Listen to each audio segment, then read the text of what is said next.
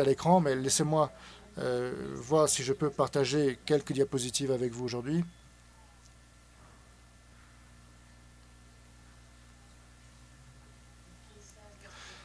Alors peut-être que je peux vous les montrer et continuer à parler pendant que les diapositives défilent. Je pense que ce serait utile, puisque ce sont des images de diapositives vraiment pertinentes, afin que les gens puissent vraiment se rendre compte de l'ampleur de ce projet Queen Tide Project, donc de ce projet des marées reines.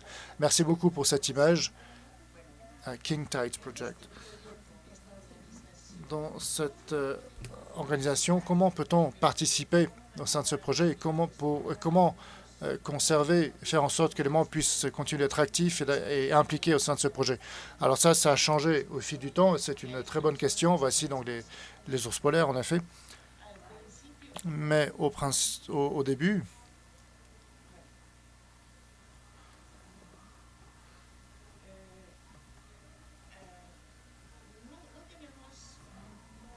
alors nous n'avons pas énormément de financement pour ce projet, mais au fil du temps, nous avons pu obtenir davantage de financement et toute la personne en charge de la coordination de ce projet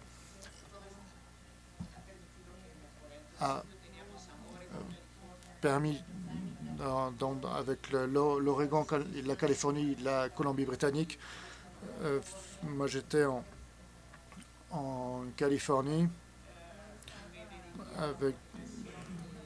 Je me consacrais à la coordination des réseaux et la création des liens entre les différents participants. Et d'autres personnes donc se sont impliquées au sein du projet. Donc l'organisation n'a eu de cesse de croître au fur et à mesure. La plupart d'entre nous avions les financements et le temps pour pouvoir réaliser la coordination au sein de notre réseau en relation avec les institutions gouvernementales. Et cela me semblait tout aussi important et pertinent. Mais donc je sais que nous n'avons pas beaucoup de temps, donc je vais passer les diapositives relativement vite. Mais je crois que il n'est pas forcément nécessaire de parler davantage. Je pense que les images parlent d'elles-mêmes. Ned, tu voulais dire quelque chose? Non, je crois que nous allons pouvoir les partager par la suite, si vous nous le permettez, partager dans ces diapositives et ces présentations avec tous les participants. Mais d'autres questions, tu parlais de la coordination et de la gestion. Est-ce qu'il existe une structure formelle en matière de coordination et de gestion pour l'ensemble du projet des marées royales? Non. Il n'y a jamais eu de structure de gestion formelle. Au cours des premières années du projet, eh bien, nous étions 2-3 personnes qui géraient absolument tout. Moi, je me chargeais de la réalisation des travaux de manière très informelle, par exemple sur un groupe avec Google en partageant des documents, des informations. Nous nous rassemblions au cours de la période des marées royales, donc en hiver, et nous partagions nos ressources par courriel, simplement, par email. Et que penses-tu de l'impact de la société dans tout ce que tu es parvenu à faire jusqu'à présent? Alors, le thème marée royale est un terme qui a été utilisé pour la première fois en Australie. Et aujourd'hui, il s'est étendu.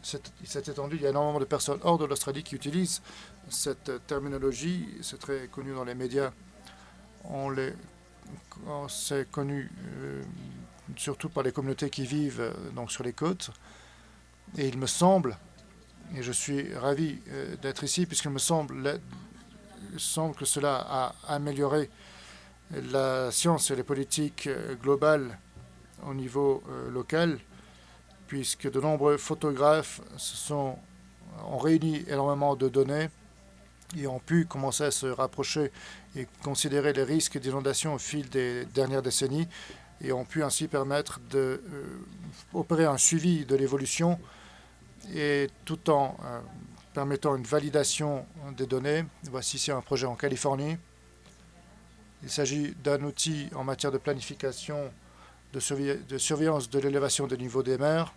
Nous avons notre projet à notre échelle et bien sûr, tous les modèles, en réalité, nous avons vu où nous pensions trouver les données et par la suite les photographes ont obtenu ces données au cours d'une marée royale et nous avons comparé avec par exemple la marée royale de l'année et une tempête qui s'était présentée précédemment et sur les prévisions de modèles. Ainsi, nous avons pu C'est ainsi que nous avons pu nous doter d'informations pour les communautés locales. En plus, c'était assez divertissant. Il y a de nombreux projets qui ont surgi à cette issue. Ici, nous avons une femme qui nous a fait la danse de la marée royale dans une baie. Elle a fait un spectacle pour représenter les cycles des marées.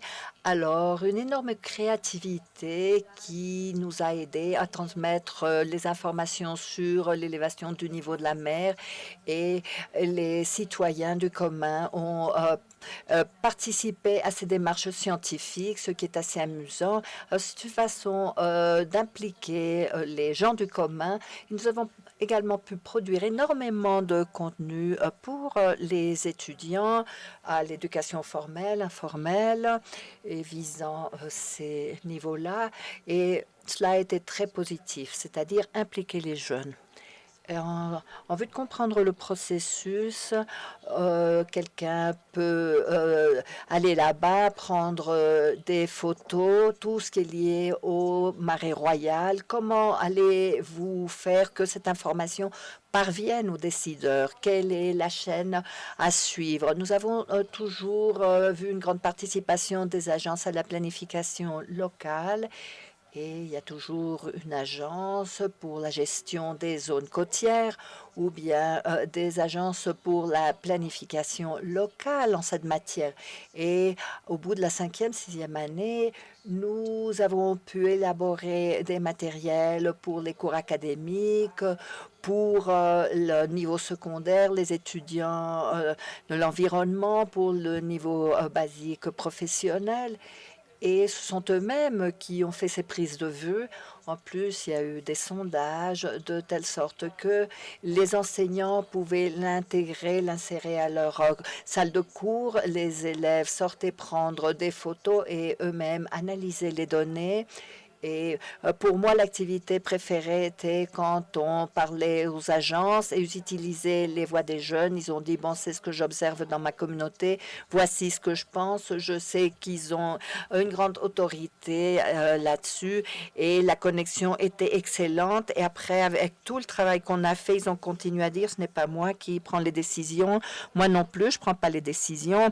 Mais si le citoyen, une personne du commun va prendre la décision, comment les impliquer dans ce processus d'une façon beaucoup plus formelle, ce processus décisionnel. Et comme je l'ai déjà dit, ceci est lié aux ressources, à l'éducation, les protocoles.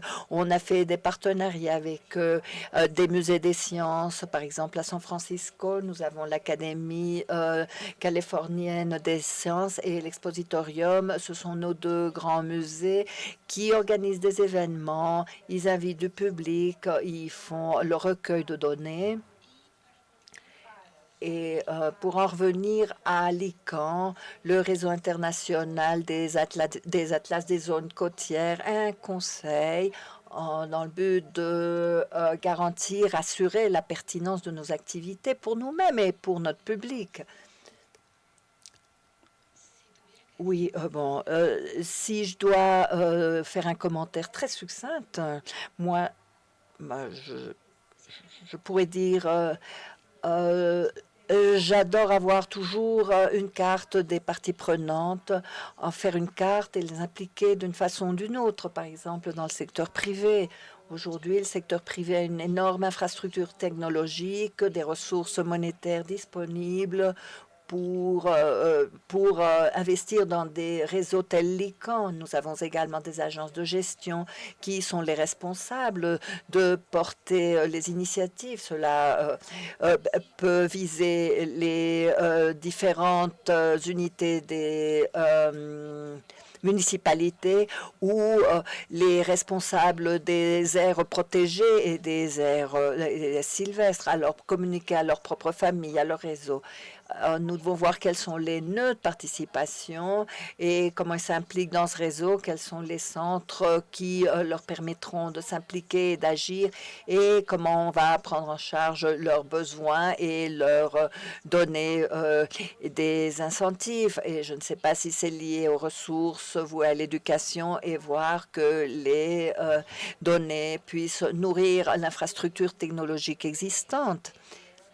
Et c'est-à-dire lancer un réseau très large visant toutes les parties prenantes et voir dans chaque cas comment est-ce qu'ils pourront participer, dans chaque créneau, comment ils vont participer.